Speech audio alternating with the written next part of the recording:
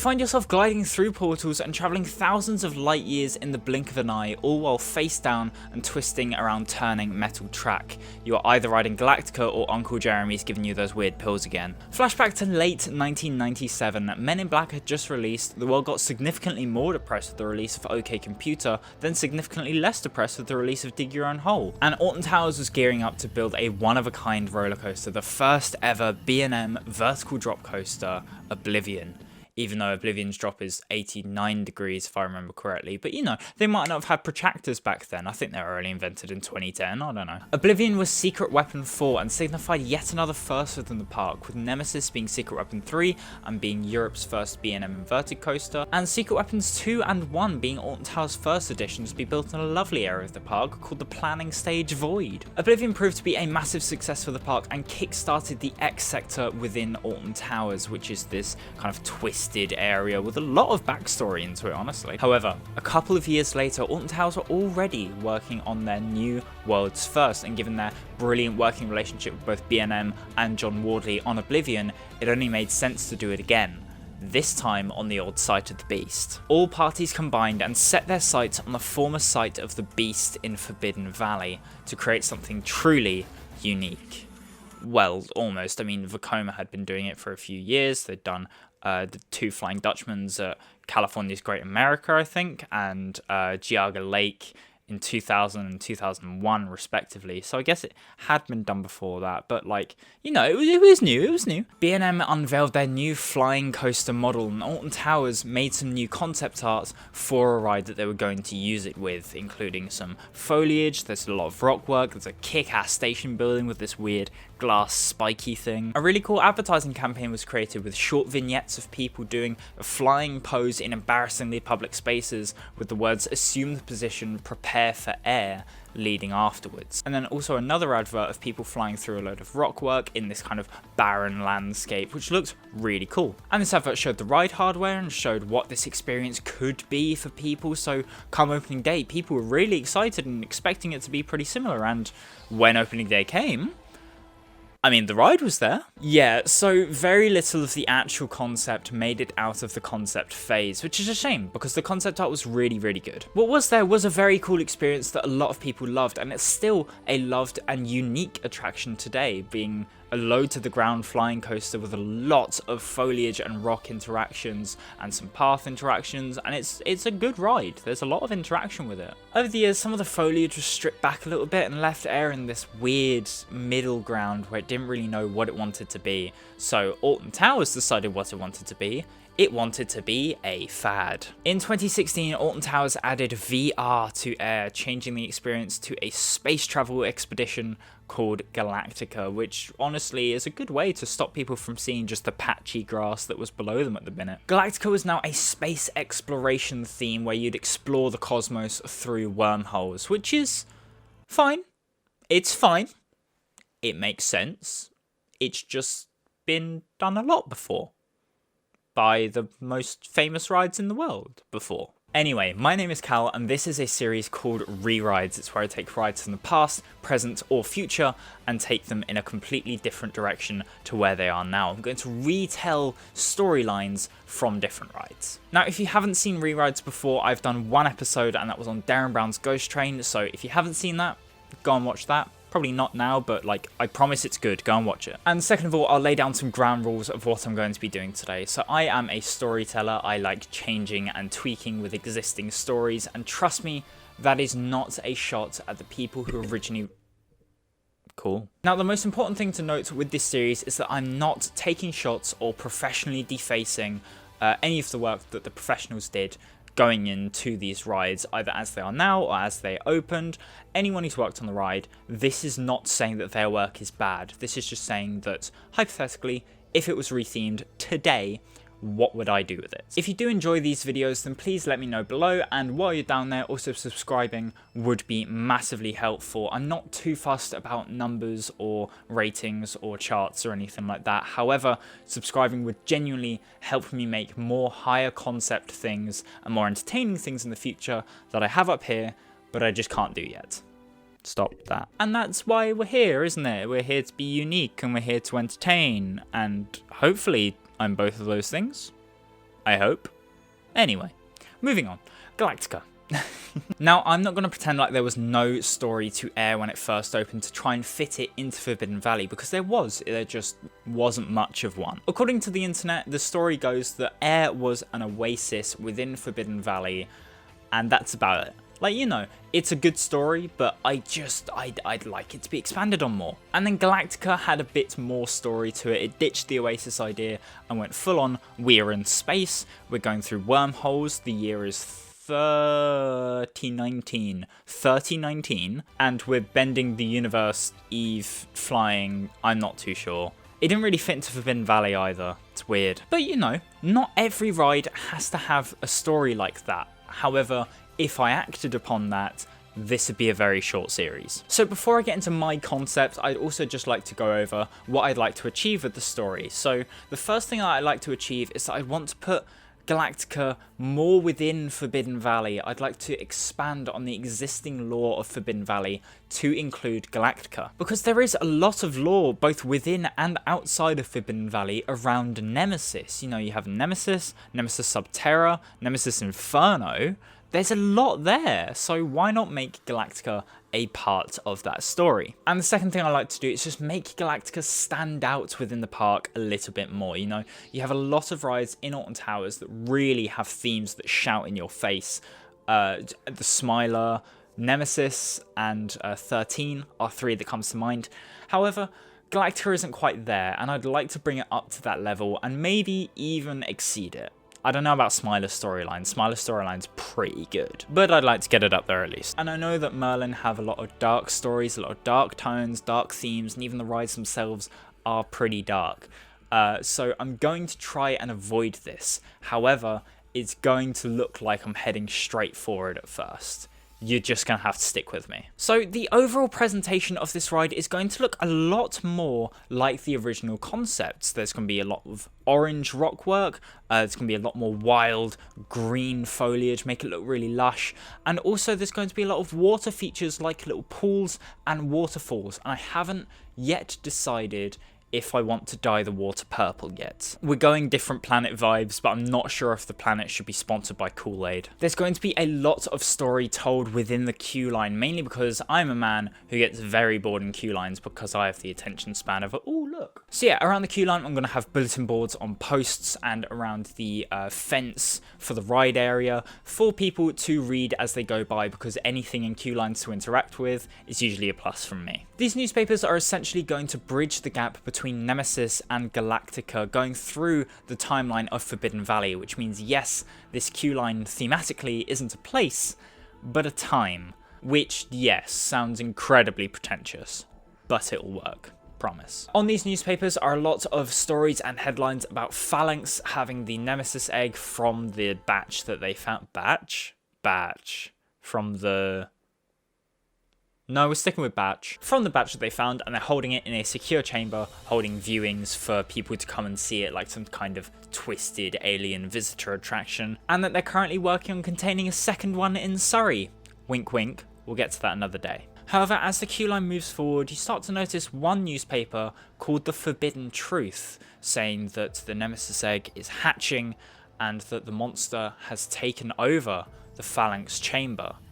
And every other newspaper just refuses to mention it, just completely ignores it, sometimes kind of hinting towards the fact that they know what's going on, but never saying that to the public. And they carry this on until the news becomes unavoidable, and the Forbidden Truth becomes this expose on this situation going on with Phalanx, and there's stuff about the government, and there's a lot in here. The stories become more worrying. The egg is hatched, and the creature has taken over the chamber, and it's multiplying quickly, and Nemesis is now ready to take over the rest of the world.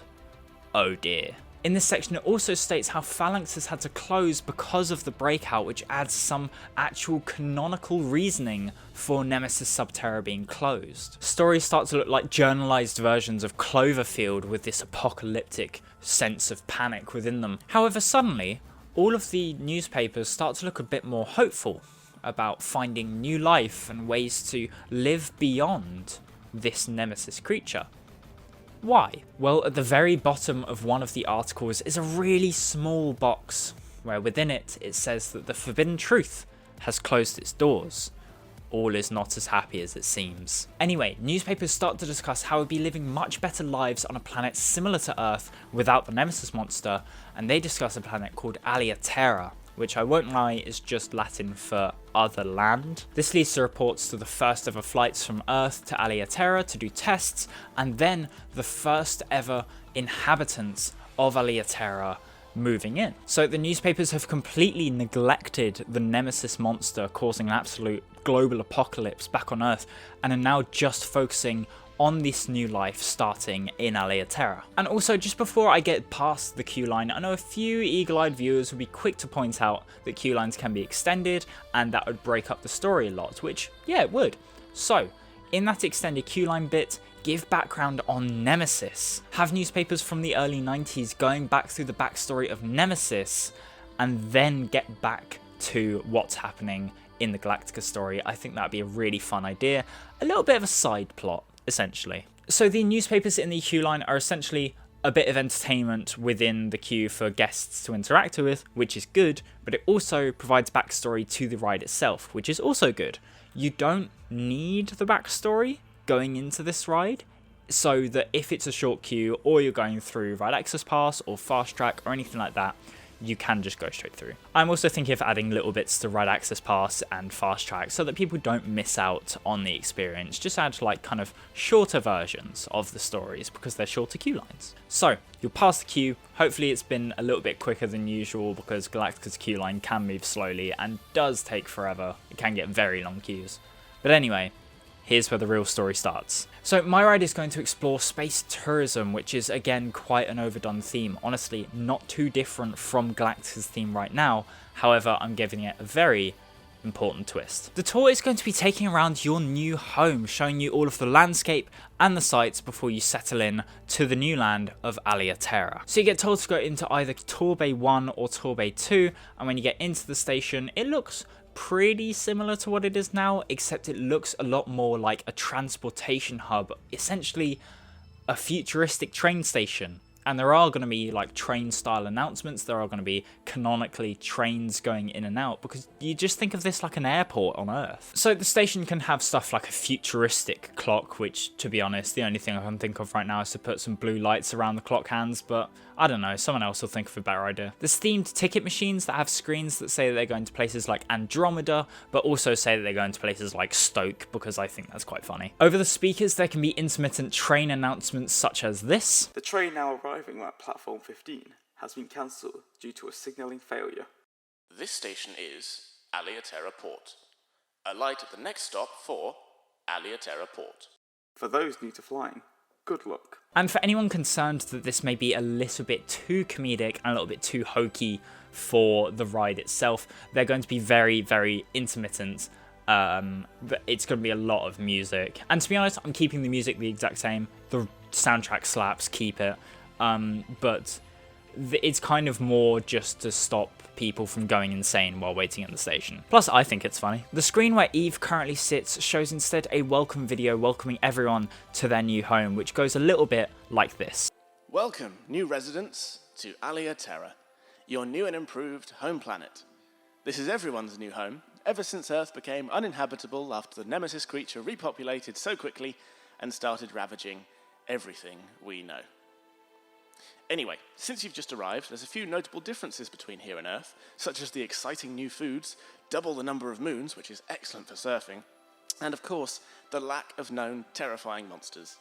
Oh, and the most important one, Terra has lower gravity, so you will feel lighter, practically weightless, in fact. So put that diet on hold, at least until we figure out which foods are safe. You've heard of walking tours, but today, allow us to take you on a flying tour of the beautiful land. Who's we? Oh, I forgot to introduce myself. I'm the voice for the Wayback Intergalactic Space Program, or WISP for short. I'm the main greeter, operations manager of Planet Tours, and chief Christmas party organizer, a duty that I take with pride. So, allow us to whisk you away and show you the new home we've built, free from our previous unfriendly and biologically estranged overlords back on Earth. Welcome to your new home. So the area and feel of the ride is going to feel a lot more like the original concepts. Now, I don't know whether changing the whole design of the station goes against my whole don't change the hardware mantra for this video. However, I want to change the station. So instead of the kind of boxy station that we have now, change the station to that one with the weird glass spire that we saw in the concept art. And within that glass upper half, you can have stuff like a garden, like you have at the Barbican, or Sky Garden, or somewhere like that. I'm very London. Around the ride, there can be rock arches and formations for near misses. There can be a few shrubs and foliage, make it really green, make the rocks kind of this weird orangey colour. Again, waterfalls and pools. Do I want to dye them purple? You can if you want.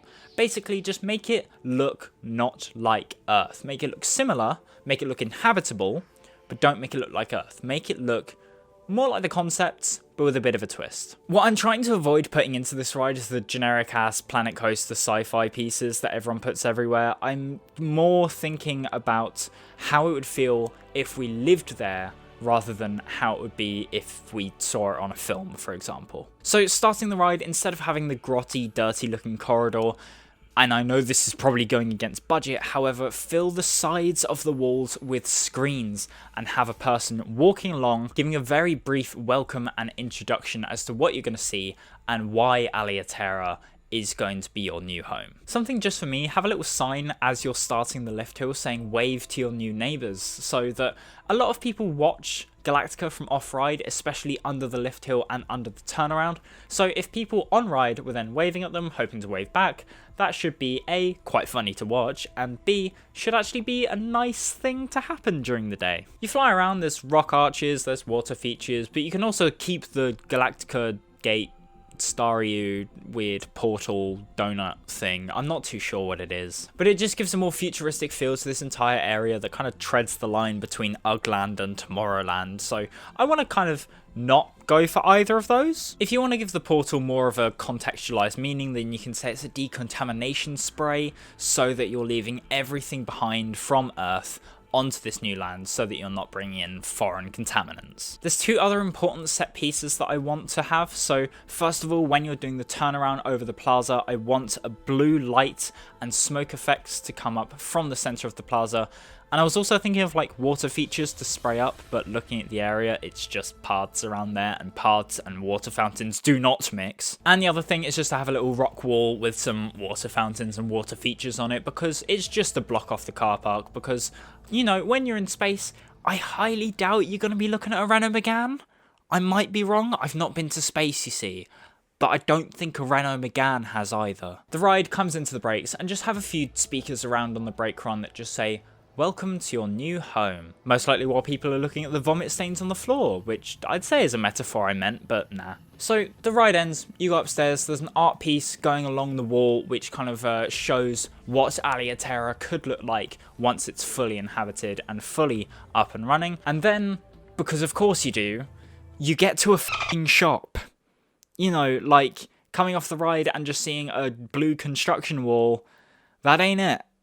Just have the shop there. So that's the ride. Let's recap quickly. So in the story world, it puts Galactica within Forbidden Valley and also links it to Nemesis, Nemesis Subterra, and even Nemesis Inferno. But don't worry, I'm not going to go and call it Nemesis Galactica or something like that. In fact, I quite like the name Galactica, which is rare because I don't really like many theme park names. I don't really like many roller coaster names. And in the actual world, it also makes Galactica look a little bit more visually appealing, a little bit more interesting, and a little more out of this world, which in turn I think will make it step out from the background within Alton Towers and stand out a little bit more. However, the ride story still has quiet whispers in between the screams of the rest of the park. And that's it.